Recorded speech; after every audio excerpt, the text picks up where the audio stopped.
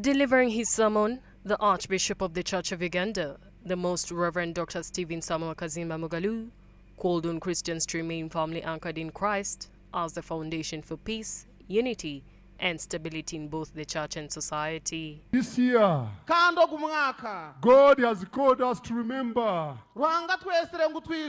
to be anchored in Christ for peace, unity, and stability. And God is calling us to be renewed, revived, reconciled, recharged,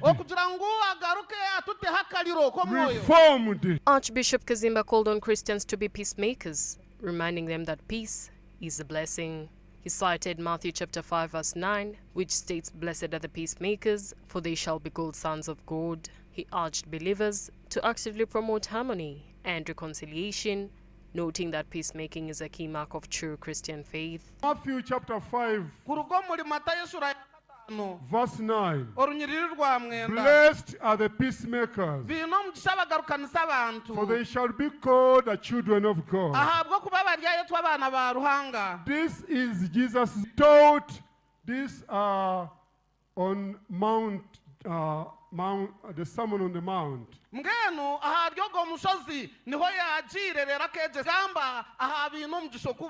It is about those who are blessed. And the word blessed are, is repeated in the Bible according to Henry Matthew 300 times. Henry Matthew na jirangu ekigambo abahirwa mugisha nikigarukwamu emirundi erengere magana, which is called the Beatitudes.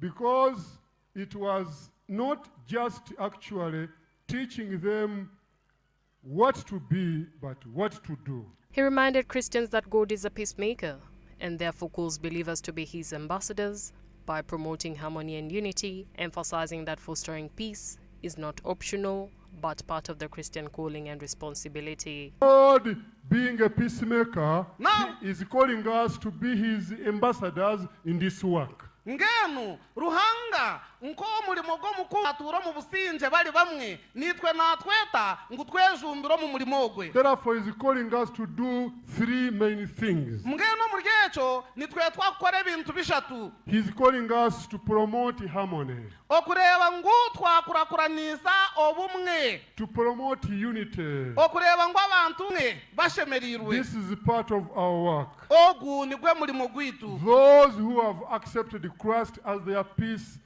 they should accept to be peacemakers. He further urged believers to forgive one another and to pray for and forgive those involved in conflict, emphasizing that forgiveness is essential for maintaining peace and building a harmonious nation. God is calling us. Those of you who have been fighting each other, we were called to resolve that. For how long are you going to fight? For instance, those who have lost the votes, and